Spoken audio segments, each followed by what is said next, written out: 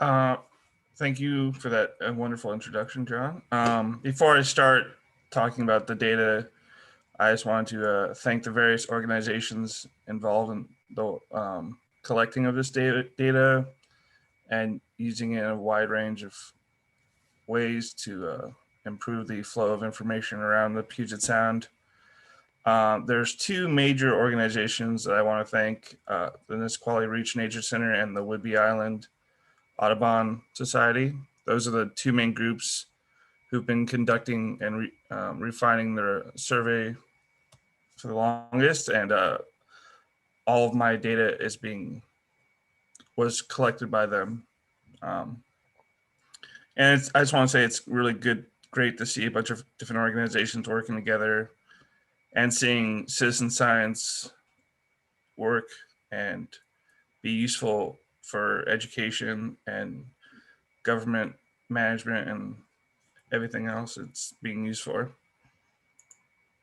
Um, the data that I collected is to look at the possible connection between prey types and the abundance counts of Pigeon Guillemot.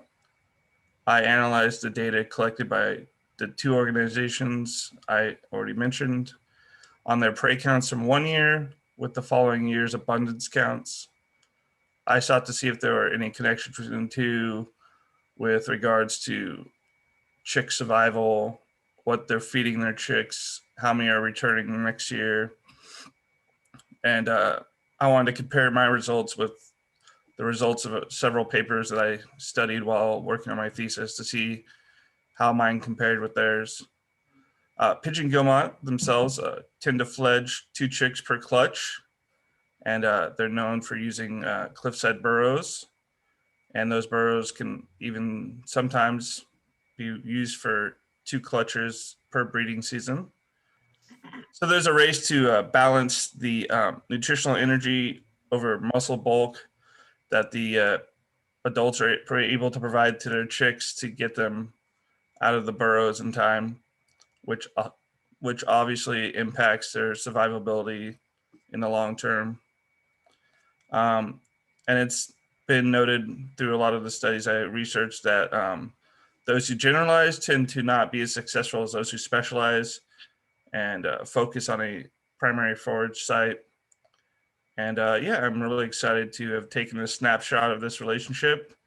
My prey data is from 2014 to 2019, and my abundance counts data is from 2015 to 2020. And it was taken from 36 different colonies in the 2 different regions that I studied in the Puget Sound.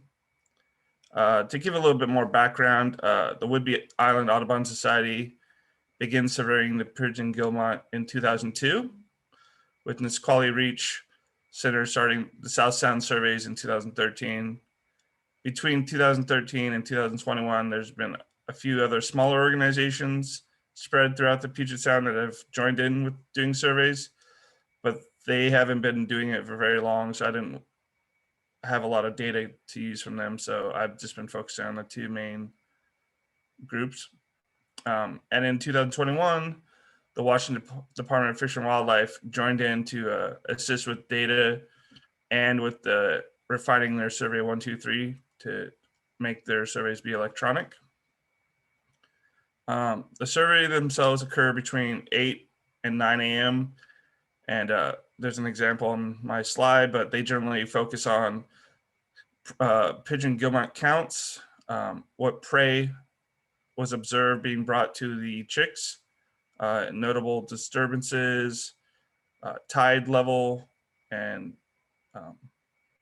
just random notes to provide more data for future studies. The prey types for the data are total, gunnel, sculpin, and other. And those prey types are the most observed being fed to the chicks on a regular basis. The first region, the South Sound region, is, as I said earlier, ran by the Nisqually Reach Nature Center. It's the smaller of the 2 subject regions. I utilized data from 13 colonies in this region. Some of the colonies were combined if they were within a regional area or had a similar name, as they're usually from the same stretch of beach. And that was to provide me with enough information to utilize that data. Any colonies that didn't have enough data for the 5 years, either in prey counts or in abundance counts, I just ignored for this study. Whidbey Island had a lot more colonies to use, as they've been established a lot longer with a lot more of a volunteer base. And so I've used 23 colonies from Whidbey Island. A little bit more about the Pigeon Guillemot.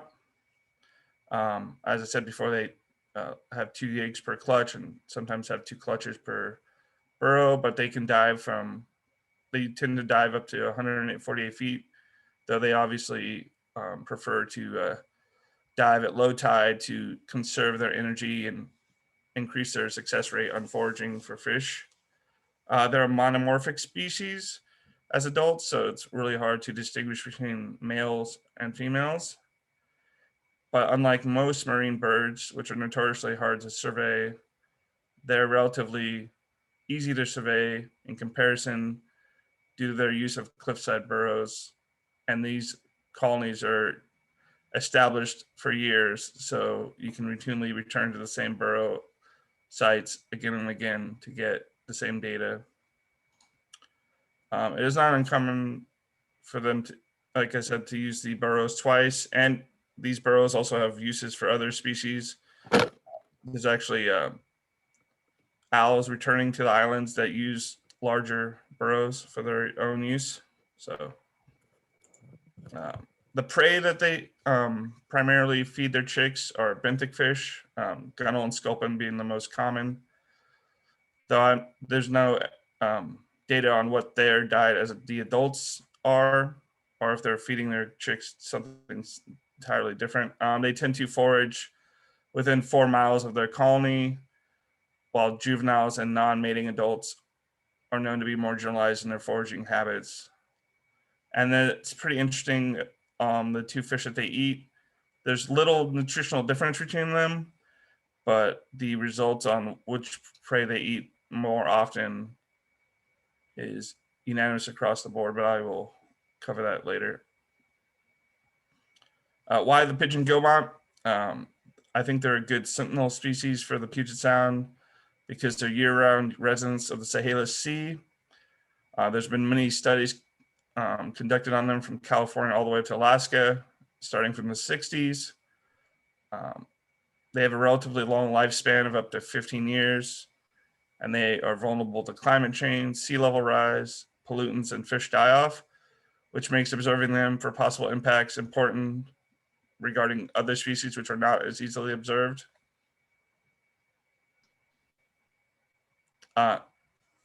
So after looking at the 2 regions abundance with some interesting results in the 5-year snapshot of data I utilized, there's no correlation between the colonies of either of the region's abundance counts.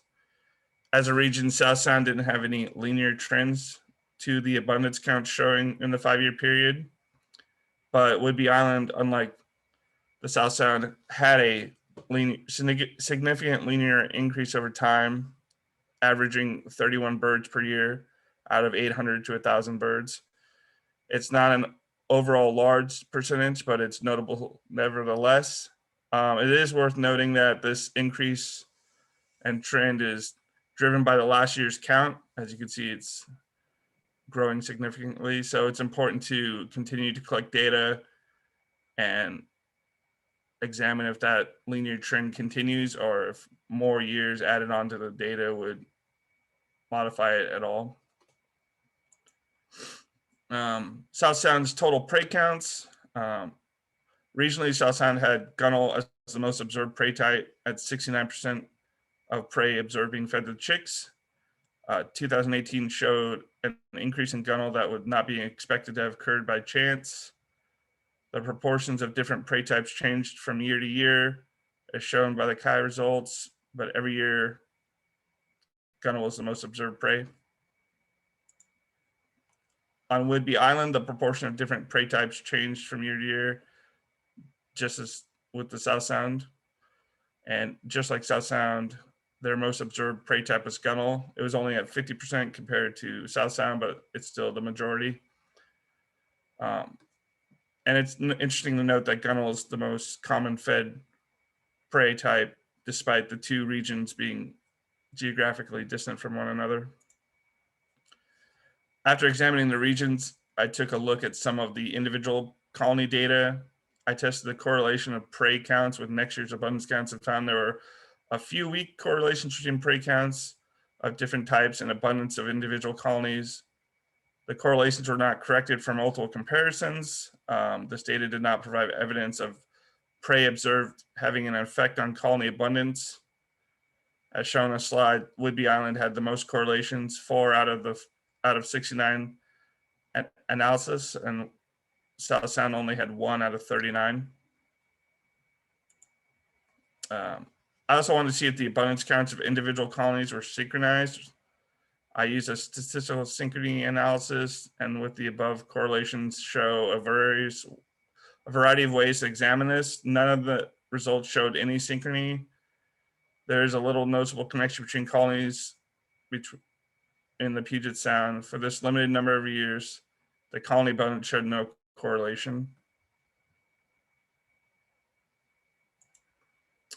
In conclusion, I found this look at this data worthwhile, partly because it was gathered by a large number of citizen scientists, but also for its look into the life of a beautiful native bird.